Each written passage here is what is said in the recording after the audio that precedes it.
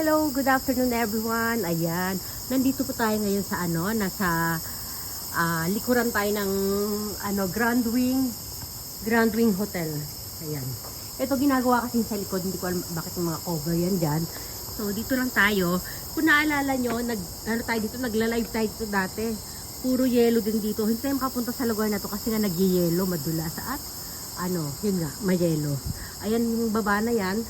Ayun yung baba na yan. Yan yung sa may, yung view dun sa may bintana namin dun, oh.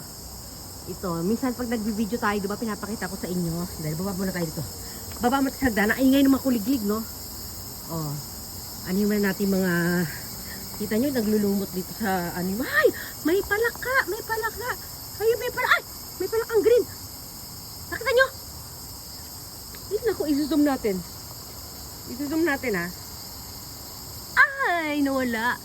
Meron siya, palakang green, guys. Palakan lumot. Ano matawag yung kulay siya? Kulay lumot. Kung hindi mo siya lalapitan, hindi mo siya malalaman na siya ay palaka. Nung tumalon siya, nung ko siya nakita na siya ay palaka. Ay, ang ganda niya. Ang ganda niya talaga. Color green frog. Oh, move on na tayo sa color green frog na yan. Oh, basta.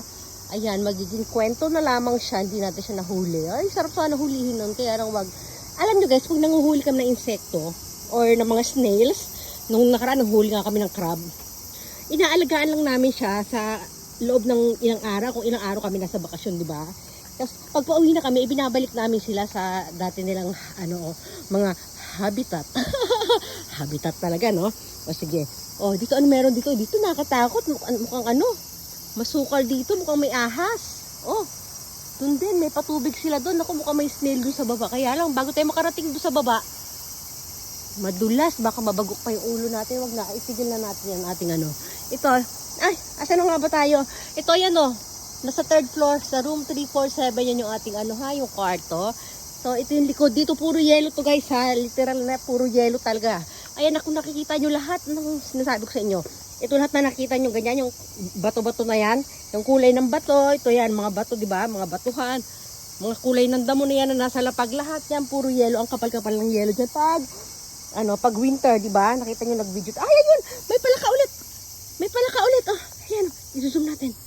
Ayan, ayan, ayan, ayaw nyo maniwala. Palaka siya talaga. Ang ganda. Natuwa ako. Ay, di ba? Kanina, medyo nalungkot ako kanina kasi hindi ko siya maipakita sa inyo. Ayan, meron na tayong proof. Di ba? Papakita ko mamaya kay Kane. Di ba? Dito. Ayan, yan, puro mga puti-puti yan, di ba? Tapos dito tayo pupunta ngayon, guys, sa yung parking na pinaka malawak dito sa may likod. Yung view mula sa bintana namin, di ba? Ay, dito muna. Yan, puno-puno rin ng yellow dyan pag winter. Basta tandaan yung mga view ngayon na ito, hindi ko alam ano yung mga yan. Ayan, dyan, mismo ating pintana na yan. Di ba? Ayan, kung gaano kalawak yan na parking area. Di ba? Nakikita nyo? Mula sa baba ng ating bintana view or window view. Dito tayo. Ay, sa banda doon, may nakita ko parang may tipaklong sa dulo. Wait lang, ha? Nako, wala. Ito yung pinaka-zoom natin. Hindi ko sigurado kung tipaklong ba siya na katulad ng nakaraan na pinicturean ko, di ba? Di ba? Ayan, ganyan siya kalawak, guys. Ayun yung scooter ni Kane, iniwanan lang naman. Yung Mickey Mouse. Ang layo sa atin. Balik na natin. Zoom in, zoom out, di ba? Parang lang yan, lalapit, lalayo. Di ba? Hoop, ano meron dyan? Malalim, di ba? Malalim, pero napupunay. Ano to? Insekto siya. Ito yung maingay, Isa na siyang insekto. Ayan siya. Alam ko, lang, parang one day lang yata ang buhay ito. Ayan, lumilipad siya na para siyang isang malaking langaw. Madalas, yan natin maingay. Ano ba tawag dyan? Sa Japanese semi. Hindi ko alam kung sa English yan. Semi, S-E-M-I. Yan ang English, ang Japanese name niya. Yun, hindi ko alam sa Tagalog or sa English yun. Hindi ako familiar sa kanya, dito ko lang siya nakita sa Japan. Ayan, kita nyo guys, ang lalim, di ba? Malalim. Kita yung mga puno dyan. Ayan, Oh, di ba? Nandito tayo sa ano, nasa kalahati ng katawan ng puno.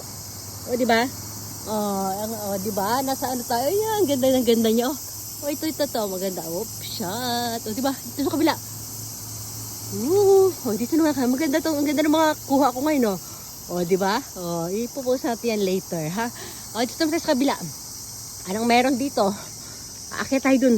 Ayan, ito may mga, syempre, may mga ABC. Pag mga parking, may mga numbers or letters yan para, di ba? Sila yung Ay, ito. Ang ganda, guys, oh.